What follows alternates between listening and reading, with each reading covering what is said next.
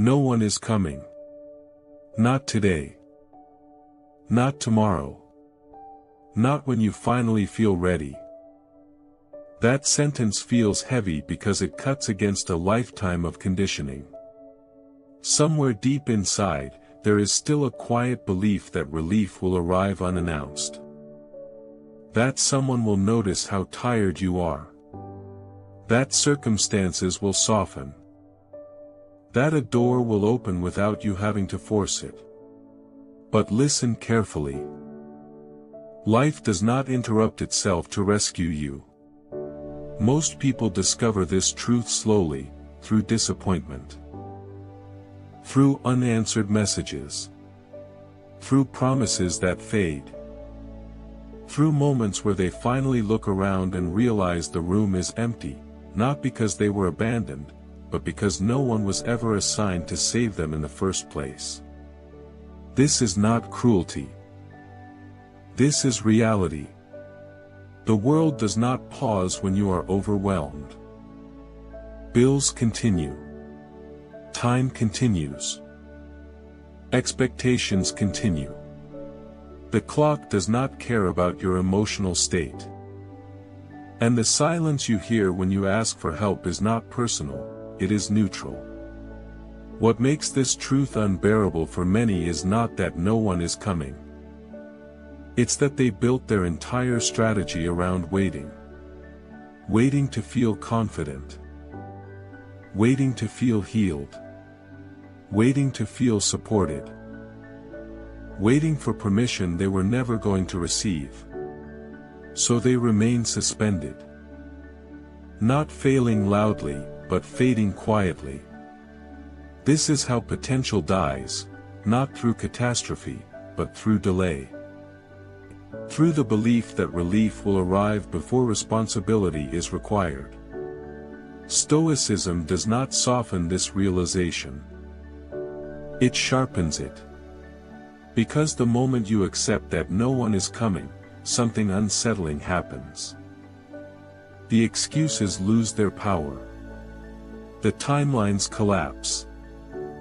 The narratives you've been telling yourself, about fairness, about timing, about being almost ready, begin to fall apart. And in the silence that follows, there is fear. Fear because there is no one left to blame. Fear because the responsibility returns to where it has always belonged. Fear because now, action is no longer optional. But beneath that fear is something else. Something most people never reach. Clarity. Clarity that says, if no one is coming, then waiting is a choice.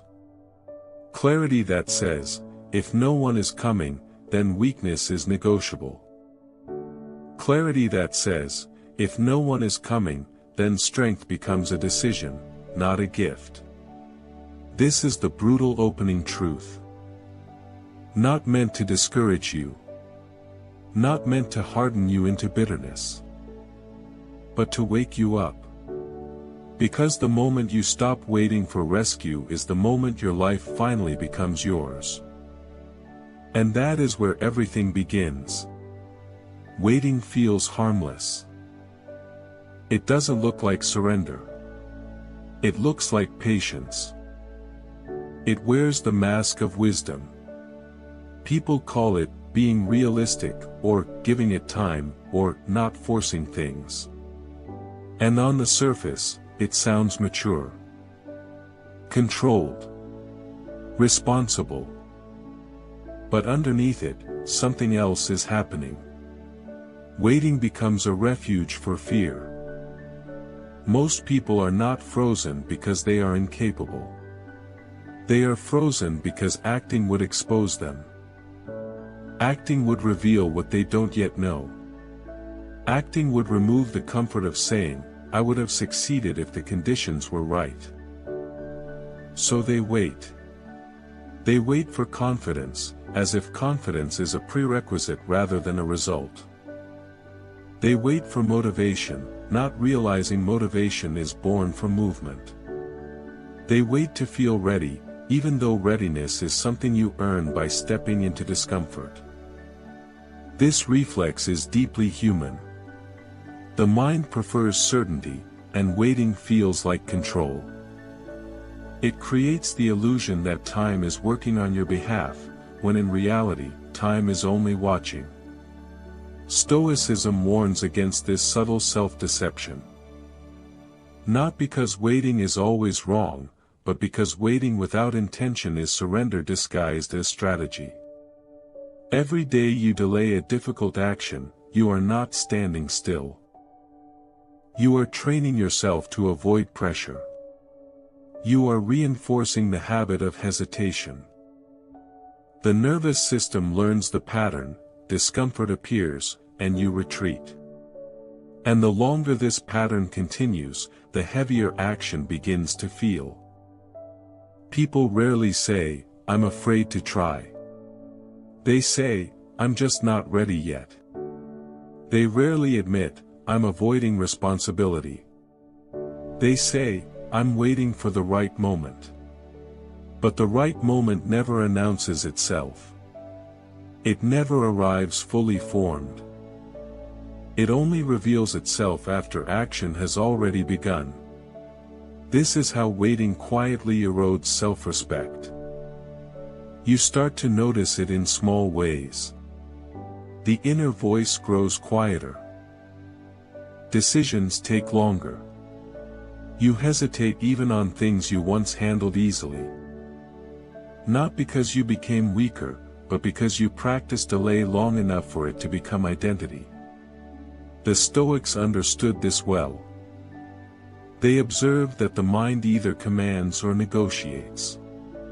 And when you negotiate too long, the mind learns that it doesn't have to obey. Waiting becomes a habit. Habit becomes character. Character becomes destiny. This is not about rushing. This is not about reckless action. It is about recognizing when waiting is no longer wisdom, but avoidance wearing clean clothes. Because every day you choose to wait for permission, you teach yourself that your life belongs to something outside of you. And slowly, quietly, without drama, you give away authority you were never meant to surrender. This is the cost of waiting. Not failure. Not humiliation. But the slow disappearance of the person you could have become if you had acted sooner. Hope is not the enemy. But misunderstood hope can quietly destroy a life. There is a version of hope that strengthens you, the kind that steadies the spine and keeps you moving forward when the road is long. And then there is another kind. A softer, more dangerous hope. The kind that asks you to wait. The kind that whispers, just a little longer. Something will change. This is the hope that becomes a cage. It convinces you that endurance alone is progress. That surviving the days is the same as shaping them. That if you remain patient enough, life will eventually meet you halfway. But life does not negotiate with passivity. This kind of hope asks for nothing from you. No risk. No exposure. No decisive movement. It soothes instead of sharpens. And because it feels gentle, it rarely gets questioned. People cling to it in silence. They hope someone will notice their effort. They hope circumstances will improve on their own. They hope clarity will arrive before action is required. And while they hope, days pass. Years pass. Strength dulls. Stoic thought draws a hard line here. It does not reject hope, it disciplines it. It teaches that hope without agency is not virtue. It is avoidance with good intentions. When hope replaces action, it stops being fuel and becomes sedation. You can feel this happening when hope no longer energizes you, but calms you into stillness. When it becomes an excuse to tolerate what should be confronted. When it makes waiting feel noble instead of costly. This is where many people lose their edge. They confuse acceptance with resignation. They confuse patience with delay. They confuse faith with the refusal to act. And slowly, hope that once kept them alive begins to keep them small. The Stoic does not hope to be saved. The Stoic prepares to endure. Not because they expect the worst, but because they refuse to outsource their stability to outcomes they cannot control. There is a moment, often uncomfortable, when hope must be redefined. When you stop hoping for rescue and start hoping for resilience. When you stop wishing for easier circumstances and start building a stronger self. This is not the loss of hope. This is its correction. Hope was never meant to replace action. It was meant to walk beside it. To exist in tension with effort. To reward movement, not replace it. When you understand this, the cage opens. You stop asking, what if things get better? And start asking, who do I become if they don't? That question changes everything. Because the moment hope stops being a place you hide, it becomes a force that pushes you forward, not toward rescue, but toward responsibility. And from that point on, you are no longer waiting. There is a moment when the waiting stops working. Not because life improves, but because the illusion collapses. It happens quietly. Often without drama.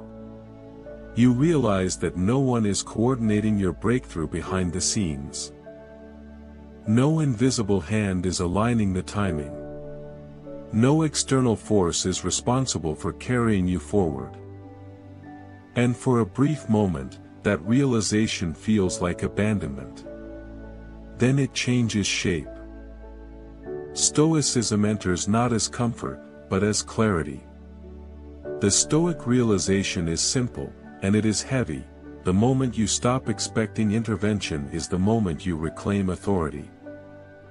As long as you believe someone or something will step in, responsibility remains diluted. You act halfway. You commit conditionally.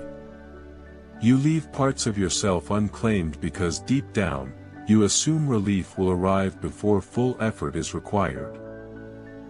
But when that assumption dies, something hard and honest takes its place. Ownership. Not the kind that inflates the ego, the kind that humbles it. The understanding that your inner state, your discipline, your direction, are not dependent on circumstances aligning. They are dependent on you deciding who you will be regardless. The Stoics never promised control over outcomes. They promised something far more durable, control over response. This is the pivot. You stop asking why life is unfair and start asking how you will meet it. You stop measuring progress by comfort and start measuring it by integrity. You stop hoping for less pressure and begin training for more weight.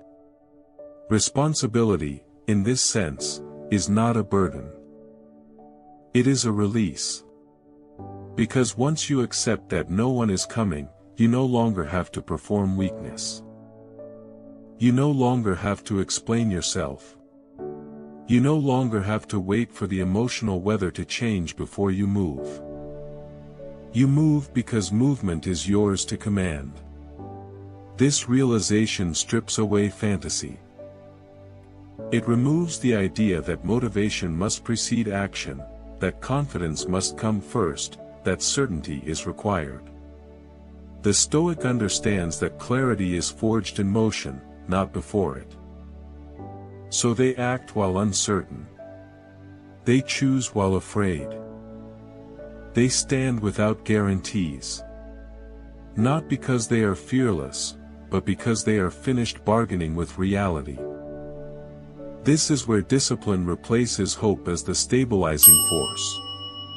Not harsh discipline, but grounded discipline. The kind that says, I will do what is required, regardless of how I feel about it today.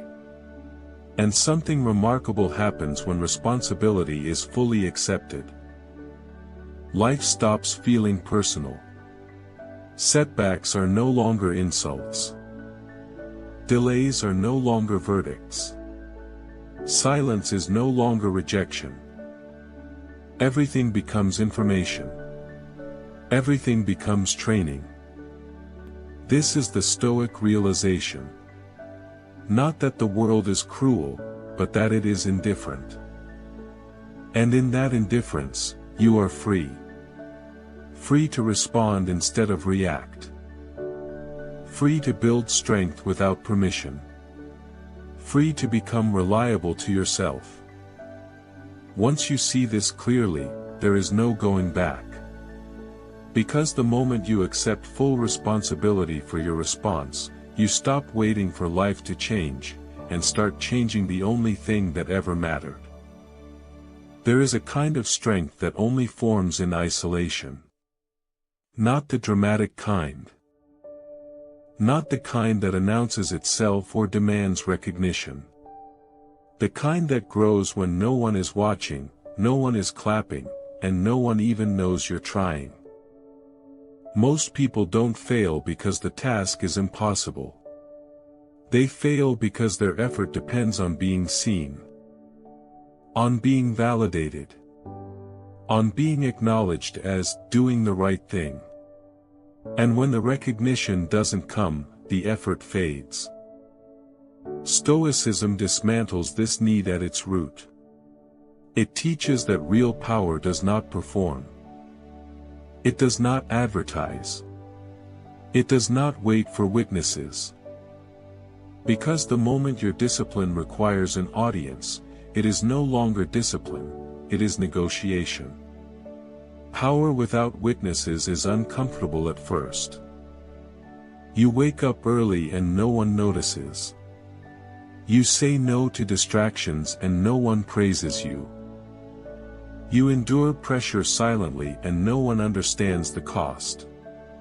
There is no immediate reward. No emotional feedback loop. Just you, the effort, and the quiet question, will you still do this if nothing comes from it today? This is where most people stop. They confuse silence for failure. They confuse lack of feedback for lack of progress. They confuse invisibility with insignificance. But this is precisely where the Stoic becomes dangerous, in the calm, disciplined sense of the word. Because unseen effort compounds. What you do repeatedly without applause reshapes your nervous system. It rewires your identity. You stop needing permission to act. You stop needing encouragement to continue. You become internally governed. And this is where strength becomes stable. Not fragile confidence that depends on outcomes, but grounded capability. The kind that doesn't spike when praised or collapse when ignored. The Stoics understood that the most important battles are not public. They are internal.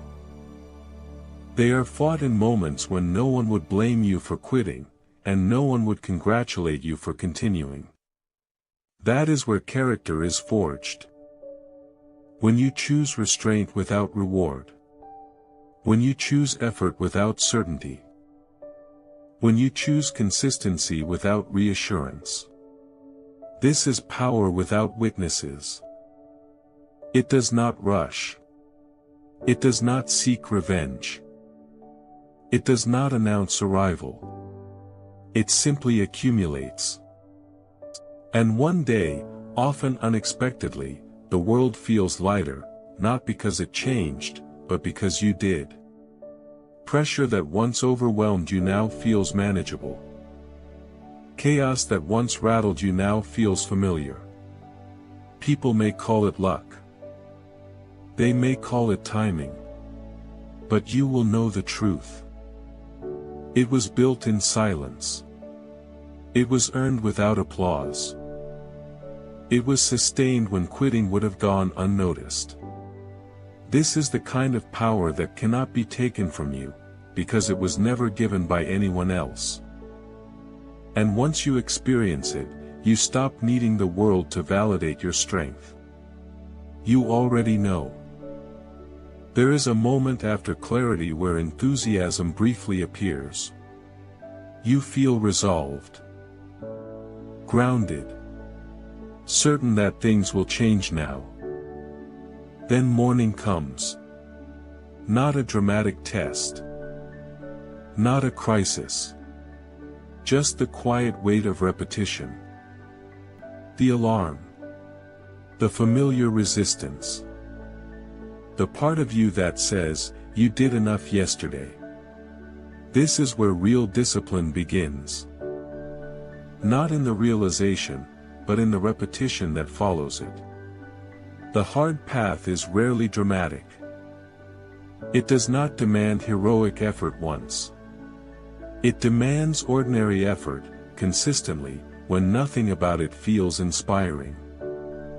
And this is where most people misunderstand strength. They think strength is intensity. Stoicism teaches strength is reliability.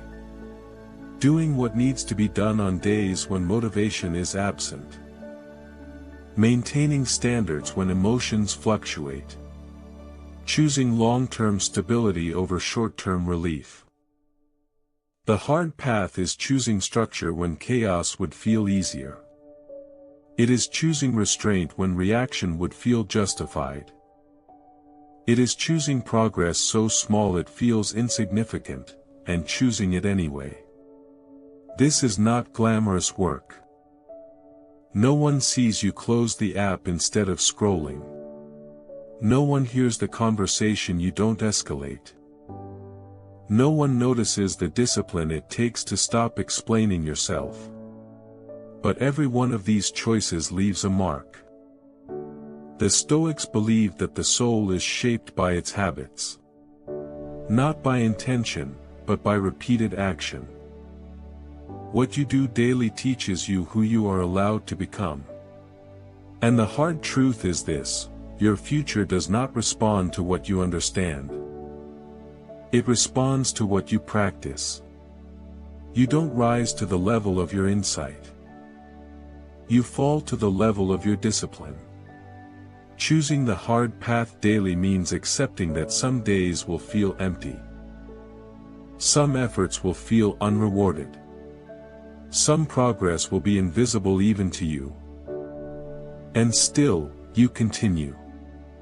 Not because you expect immediate results, but because you refuse to negotiate with the standards you've set. This is where self-trust is built.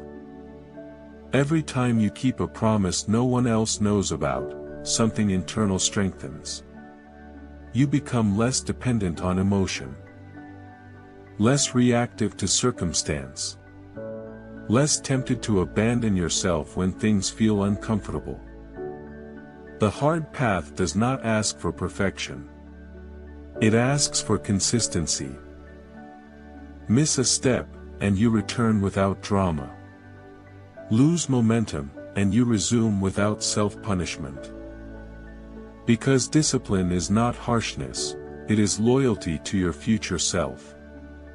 This is how change actually happens. Quietly. Gradually. Without ceremony. And one day, you realize something subtle but profound. You no longer ask whether you feel like doing what's required. You simply do it. That is the reward of choosing the hard path daily. Not a transformed world, but a self that can be relied upon, even when the path remains difficult. There is a kind of peace that most people chase their entire lives. The fragile kind. The conditional kind. The kind that depends on things going well, people understanding, outcomes aligning. That peace never stays. Stoicism offers something different. Not comfort, authority. Peace that doesn't beg. It arrives when you stop negotiating with the world for permission to be steady. When your calm no longer depends on being treated fairly, understood correctly, or supported at the right time. This peace is not passive. It is earned. It is the result of no longer arguing with reality. Of accepting that frustration, delay, and resistance are not obstacles to peace, they are the environment in which peace is trained. When you stop expecting rescue, something loosens inside you. The resentment softens. The need to be seen fades. You are no longer asking life to be easier, you are asking yourself to be stronger. And strength, when practiced long enough, becomes calm. This is the moment reactions slow down. The space between impulse and response widens. You no longer feel compelled to prove, explain, or defend every emotion that passes through you. Not because you are numb, but because you are sovereign. Peace that doesn't beg does not chase validation. It does not demand apologies. It does not require closure. It stands on preparation. You've already accepted that discomfort will come. You've already decided who you will be when it does. So when tension appears, it finds no chaos to feed on. The Stoics understood this deeply. Suffering intensifies when we resist what is already here. Peace grows when we meet reality without flinching. This is why this peace feels different. It doesn't spike. It doesn't collapse. It doesn't need constant reassurance. It is quiet confidence, the kind that allows you to remain composed while others unravel, not out of superiority, but out of discipline. And perhaps the most surprising part is this: when you stop begging the world for peace, it often meets you with less resistance. Not because it became kinder, but because you stopped fighting it in the wrong places. You still care. You still strive. You still work. But the desperation is gone. Peace that doesn't beg is not the absence of struggle. It is the absence of inner conflict. And once you experience that, truly experience it, you stop chasing relief. You carry it with you. Quietly. Firmly. Without asking permission. By now, the truth should feel settled. Not sharp. Not loud. Just clear. No one is coming to save you. And once that truth is accepted, it stops feeling cruel. It starts feeling honest. You no longer wait for the right mood, the right timing, the right support. You move with what you have, where you are, as you are. This is not isolation. This is self-reliance. You were never meant to be rescued from your life. You were meant to meet it, fully present, fully responsible, fully awake. When you stop outsourcing your strength, you stop feeling abandoned by circumstances. Because now, wherever you stand with yourself. The Stoic does not harden into bitterness. They soften into clarity. They understand that dependence creates fragility, but responsibility builds resilience. And resilience creates freedom. You may still struggle. You may still doubt. You may still feel the weight of effort some days. But you will no longer feel lost. Because you are no longer waiting for direction. You are no longer asking permission. You are no longer hoping someone else will carry what is yours to carry. This is the quiet power of the Stoic path. To act without guarantees. To endure without resentment. To remain steady without applause. And when the world is loud, reactive, desperate for comfort, you respond with calm. Not because life became easier, but because you became grounded. This is the Stoic response, where silence becomes strength.